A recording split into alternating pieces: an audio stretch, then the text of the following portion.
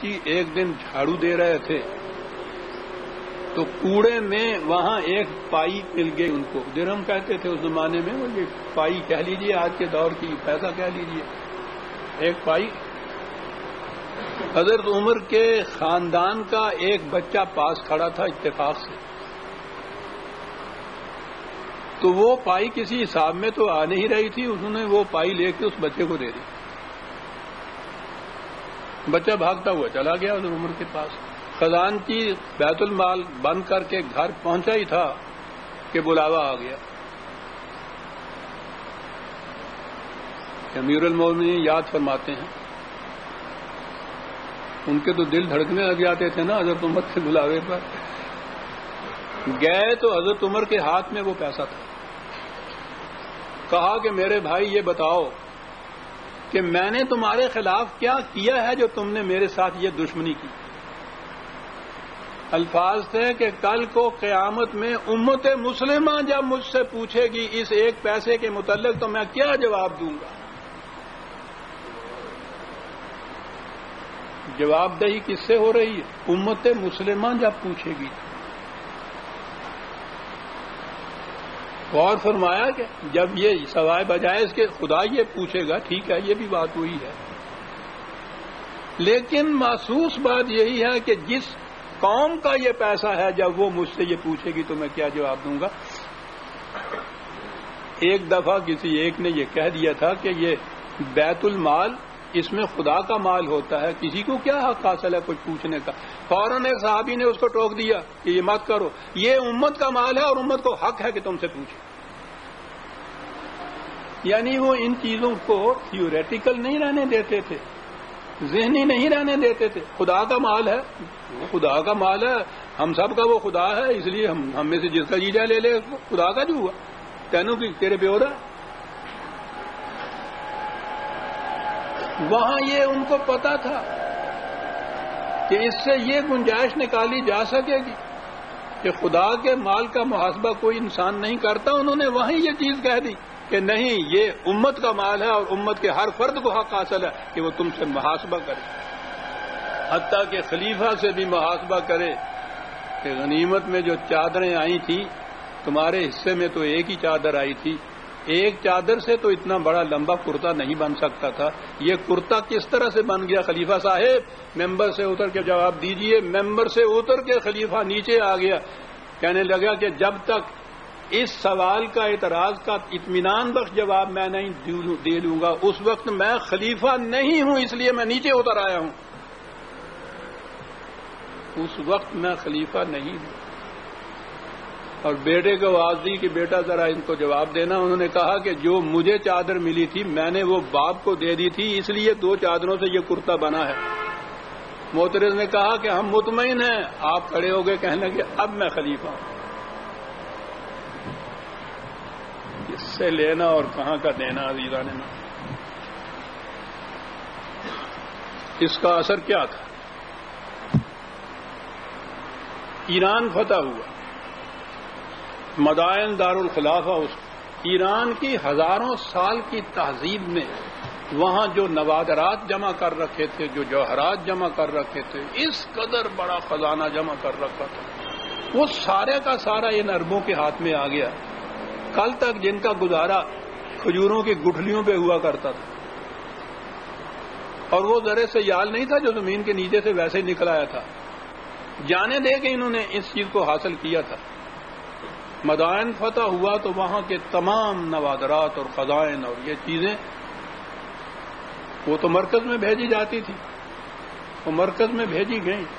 اہل مدینہ کی آنکھیں کھلی کی کھلی رہ گئیں یہ دیکھ کر, ان کے تصور میں بھی نہیں آ سکتا تھا.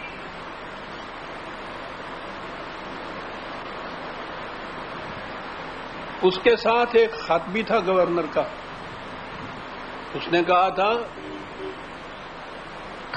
خلیفۃ المسلمین کو, ان سے کہا تھا کہ آپ اس مال غنیمت کو دیکھ کر یقیناً متعجب ہوں گے, لیکن اس سے بھی زیادہ تعجب کی بات ایک اور ہے, اور وہ یہ ہے کہ یہ مال کسی ایک جگہ اکٹھا نہیں رکھا تھا، مملکت کے مختلف شہروں اور گوشوں میں بکھرا پڑا تھا۔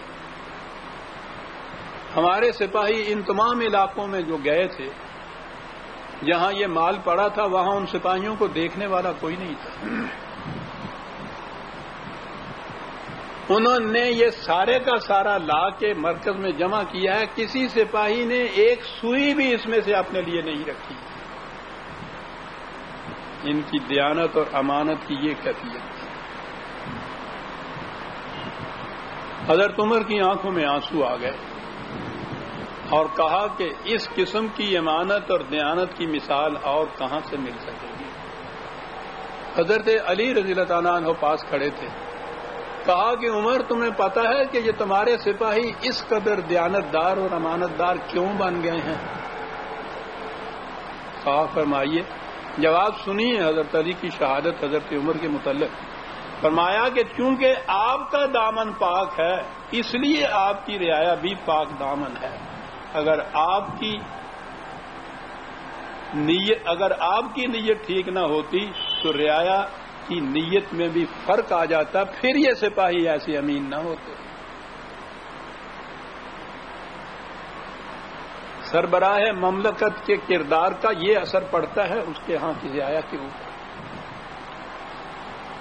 ایک سوئی کسی نے نہیں اٹھائی۔ یہ تو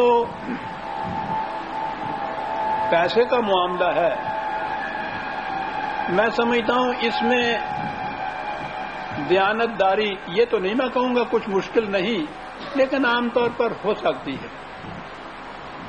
ان سپاہیوں کا کردار اور وہ کس قدر نازک گوشے تھے جہاں تک یہ بات پہنچی ہوئی تھی۔ ضمناً مجھے وہ ایک واقعہ بھی یاد آ گیا۔ شہرت اور نام کی نمود یہ انسانی سیرت کا بڑا دکھتا ہوا پہلو ہے۔ بڑے بڑے امانت دار، دیانت دار، کیریکٹر والے، متقی، پرہیزگار ایسے نظر آئیں گے کہ ان راہ گزروں میں تو وہ آسانی سے گزر جائیں گے، لیکن بہرحال چیپ پاپولیرٹی جسے کہتے ہیں، مقبولیت عوامہ جسے کہتے ہیں، اس کے لیے جو کچھ کریں گے اس کو نہ کبھی وہ گناہ سمجھیں گے نہ کوئی اور ہی اس کو ناجائز سمجھے گا۔ لیکن یہ سپاہی، ان کا کردار اتنا بلند تھا اور ان کی نگاہ اتنی عمیق چلی جا رہی تھی۔ ایک واقعہ میرے سامنے آ رہا ہے۔ ایک جنگ میں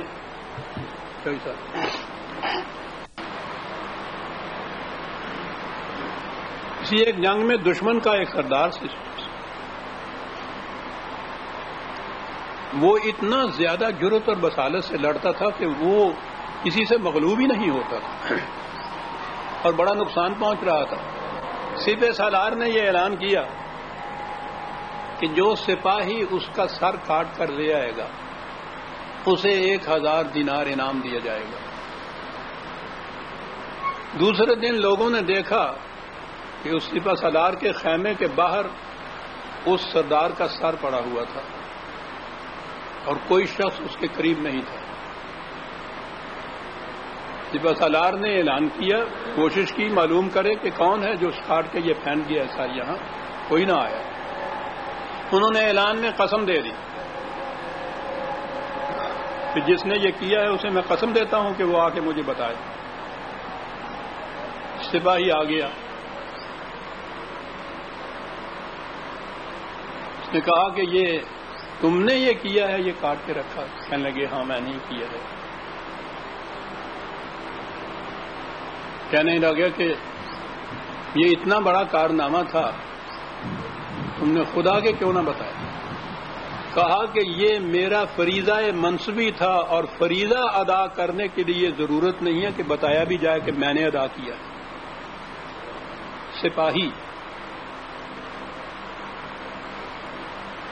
کہنے لگے تمہارا نام کیا ہے؟ کہا کہ یہ آپ اس لیے پوچھ رہے ہیں کہ پھر آپ اس نام کی مشہوری کریں، شہرت کریں، لوگوں تک یہ بات پہنچے تو میرے عمل کا تو بیڑا غرق ہو جائے گا جب اس میں نام آ جائے گا۔ تو میں نام نہیں بتانا چاہتا۔ کہا کہ